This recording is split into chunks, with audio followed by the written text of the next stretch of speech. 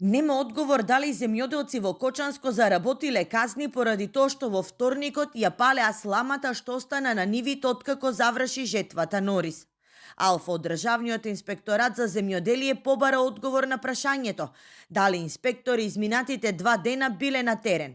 Но оттаму ни беше кажано дека ваква информација може да споделат дури утре, поради тоа што директорот Шапуrik е на годишен одмор, а раководителот на сектор задолжен за оваа проблематика е на службено патување. Палењето стрништа после секоја жетва е сериозен проблем во регионот. Државата не може да најде ефикасен механизам да го сопри палењето.